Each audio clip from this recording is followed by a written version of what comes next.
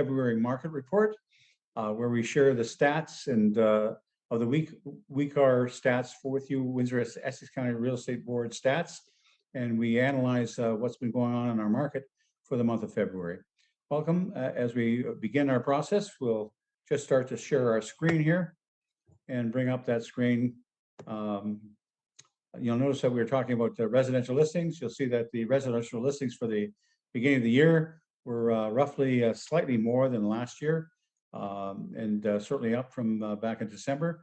But if you look back at February of last year, we're right in that same ballpark as to where the month was in terms of number of listings coming on the market. And that's really important for us to see that it's been really basically static for the beginning of the year. Good start to the year in terms of getting inventory. We know that certainly in other markets across the province, much less inventories are coming across, and that's causing some concerns for the markets in various things. But we do have a lot of listings which are going to be good for us on the long term. You notice that that really slides into this area. We talk about our inventory all the time, the housing inventory that we have from December right through to February. You'll notice that it's pretty much reset at that kind of level, running around 1,000 homes available for sale in all of the last 3 months.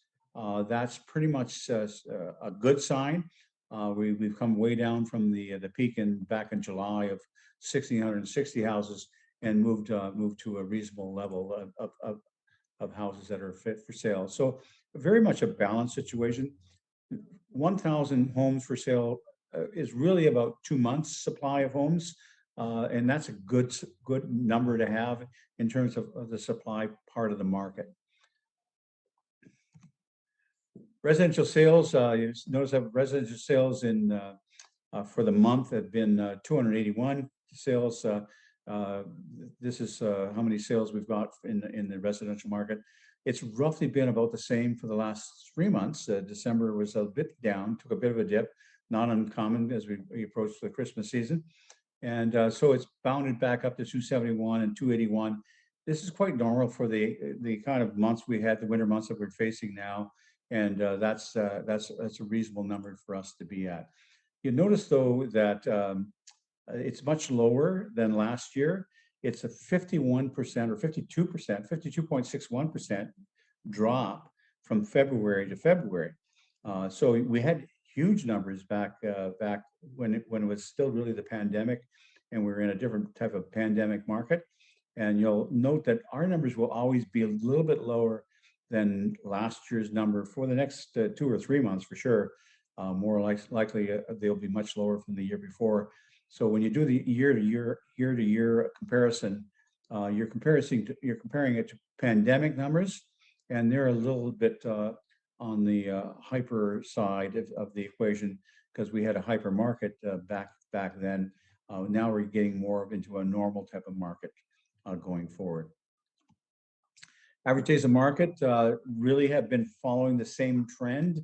You'll see that in August we jumped to 30 days on the market.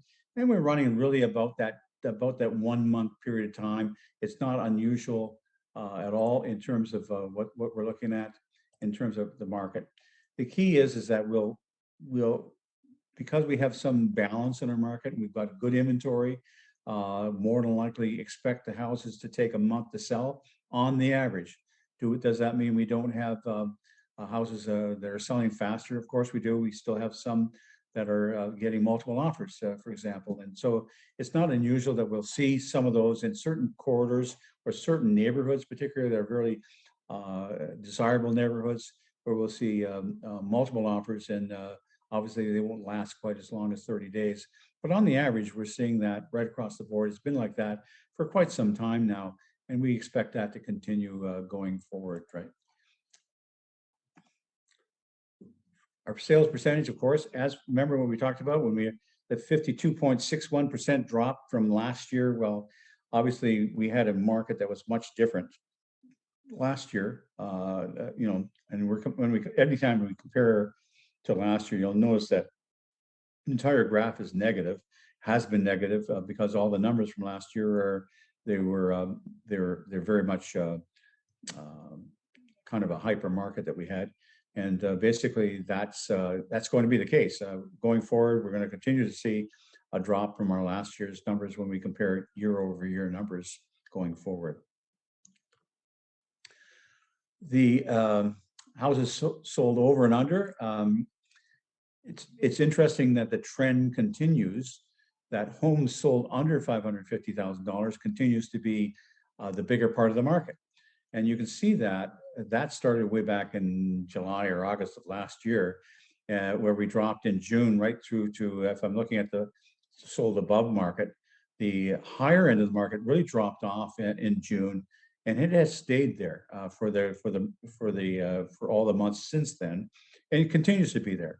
It is, however, something of notice that basically we moved up from 84 sales in January to 107. And we're starting to see that upper market start to bound back just ever so slightly.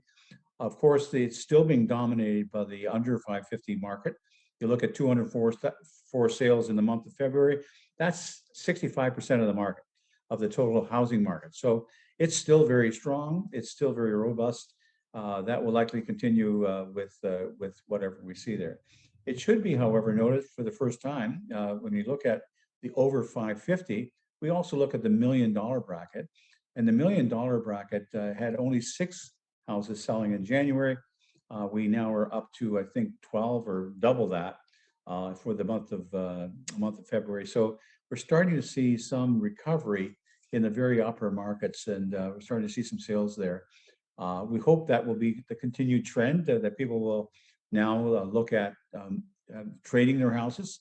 Obviously, the upper market always involves a trade. Usually, I'm selling my house to get to another house. So the bottom line is that is one of the reasons why people couldn't really get a grasp of exactly what they're going to get for their house in the past few months. Now they've come to realize that we've settled down in terms of price, and that's really, really important for them to make decisions going forward. Average sales prices, you'll notice that the huge drop off as we recalibrated the year. It's been, when you look at the annual average sale price, 516, 117, and we've moved slightly up above that. That's just more indicative, as we talked about last month, whether or not the housing prices were stabilizing. Well, we're getting more of a sense that they have stabilized, because you've seen 2 months, one with a bit of an uptick, but you've seen no further drop. And that's really, really critical for those who are making decisions on buying a house. And you see that the monthly numbers are basically the same. When you average it out, you're going to get the 524. The monthly average went to 532, but these are only percentage increases. If you take a percentage increase for February, for example, for the year, that's a 1.5% increase roughly. You're twice that for the month. But really, that's not a big increase, but it is the fact that we've got a bit of an uptick there. So we're thinking that the market, we're getting the impression that the market price or sales price of homes are stabilizing, and that's critical for people who want to make decisions to both sell their house, and for those buyers who are buying a house to look at that there's a stable price now, and that's basically where we're at with regard to that. List of sales or sales list ratios.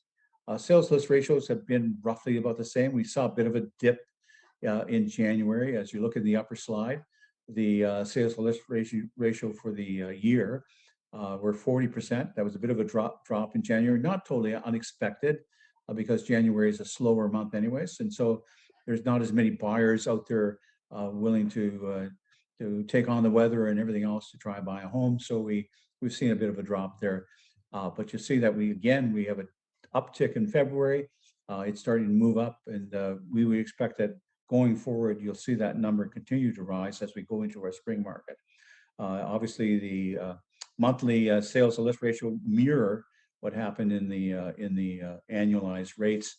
You're seeing more of a step up there between January and February, but really it's just moving towards that standard of really about 50%. Which, by the way, if you look at the upper rate, you've been running at that rate since July of last year. We don't expect it to get any much better. maybe we'll see some activity where it goes slightly above that in our spring market when we get to our spring market in March and April. Popular style of home, of course, we like always to look at that. It's kind of interesting to look at the style of homes and what the averages are in those areas as compared to areas that we see in the marketplace. And you'll notice that the two-story home still is the highest average of that group. The raised ranch and bungalows are obviously the majority of the market, but that's two stories sold at $753,000. So their numbers are still higher than what ranches and raised ranches are. We've seen that adjustment in the raised ranches and ranch market over the last little while. Condominium sales, we've now are including this slide in all of our monthly reports because we want to follow it a little bit more closely. You see the condominium market is still very strong and actually increasing in the number of sales. But the bottom line is that it's always been a fairly strong market. There were a few dips in there, and you notice that it's really increased in the beginning of January. It's showing great strength in terms of people who want to buy condominiums. That's a good sign, and we have a good supply of condominiums available for people to buy. And so basically, we're seeing a robust market there. I think you're going to see that to continue because there is a good supply side for condominiums that are available to the public now, and first-time buyers are going to go there because it's very affordable to buy. And the average sale prices, though, still continue to be in the low 400s, and so it's a good buy for those who are just trying to start out, and they will start looking to that market to find a location to start their lives in having some kind of housing and owning a home, so to speak. So we thank you very much for coming. That's our market report for today. We hope you've enjoyed the slides and the stats that we're providing. It's always a bit of a dry topic, but we really feel it adds value to helping you make a decision going forward to buy real estate, and that's what this is all about. So we thank you for joining us today. Have an enjoyable month. Thanks.